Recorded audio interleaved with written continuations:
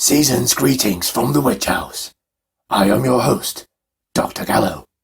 Please, take a moment to subscribe, or I'll put you on my naughty list. Tonight, a chilly and chilling scary tale of my own creation, perfect for listening to in the dead of winter. I give you, of Cloven Hooves came death. In the northernmost reaches of the frozen wastes, beyond the deep and dark pine forests, where ice was king and snow his queen, lay the small hunting town of Ginsburg. Every year, on the same night, all doors were bolted and lamps put out early, for on that night, a monster returned to stalk the land and wreak death upon anyone who dared venture into the dark beyond the town walls. The townsfolk had long since stopped taking their chances, and because of this, the beast had not spilled blood in many years. Some of the younger ones wouldn't have believed in the beast at all, had it not left hoof prints in the snow for all to see. The creature's last victims had been taken some generations ago, and the survivors of that ill-fated hunt were all now dead, claimed by time. The stories survived where the elders had not passed down from parent to child. The thing was huge, it was said, shaggy and misshapen, yet quick as the devil, whether it was running on 4 legs or 2. Its neck carried the weight of its great black antlers, sharper than any blade, and which had gored and sliced many a foolish warrior. The antlers crowned its long face above its 2 slitted, glowing yellow eyes. It lacked the fangs for cutting, but its jaws were powerful, and could open a soft body easily enough for the squared tombstones that were its teeth to gnash and dig and grind down whatever meat it tore away from its squealing prey. It was always gone by morning's first light. Where it disappeared to was as much a mystery as from whence it came. So the townsfolk stayed within their homes on that night, and waited for the thing in the woods to come and go before they ventured out into the dawn again, safe for another year to tend their small herds, to fish, to hunt, to live. 3 brothers, Ginsburg born and bred, had grown up with the stories like every other child in the town. But for them, hiding away wasn't good enough. Against the will of their peers, the 3 brothers decided that the beast could and would be slain by their hands, and its head taken as a trophy for the whole town. Heedless as they were to warnings, they did not take their quest lightly. The brothers trained harder than they had trained for anything in their whole lives. They practiced with spears and threw javelins. They ran down wild boar and caught them in nets before wrestling them to the ground. They boxed one another day in, day out to make sure they were tough enough to face the beast.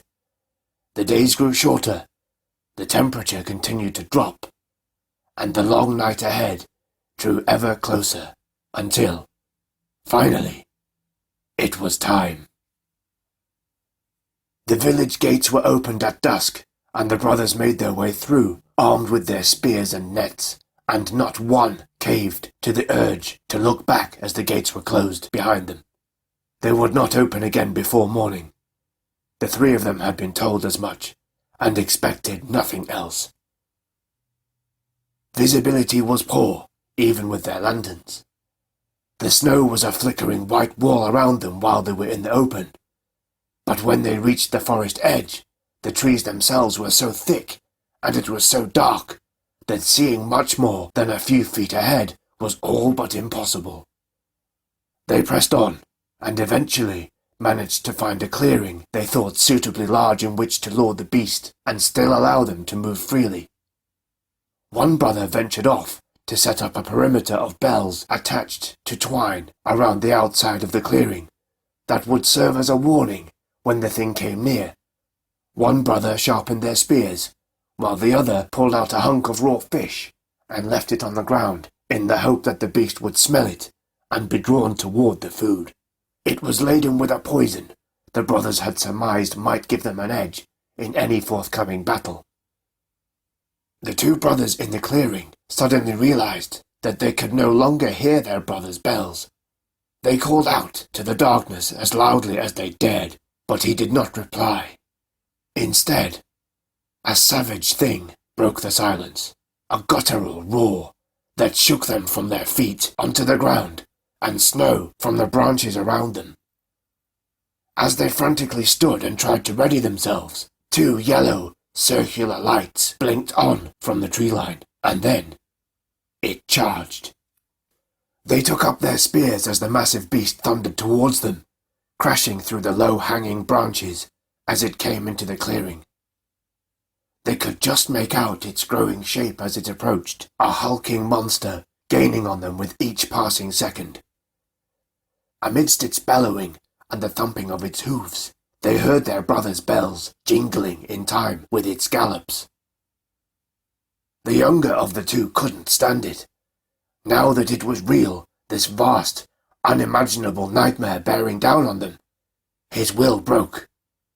He dropped his spear and ran back to the trees the way they had came, in a blind panic, ignoring the others' rallying calls that quickly turned to screams. Before long, the young one stopped running and caught his breath. He was suddenly awash with guilt. He had turned tail and left his brother to face the monstrosity alone. He was a coward. He turned back again, his shame winning out over his fear and spurring him on as he made his way back to the clearing in the hope that he might find one of his kin alive. The snow had stopped, he saw, as he drew close to the clearing's edge, and the full moon was high above to illuminate the scene.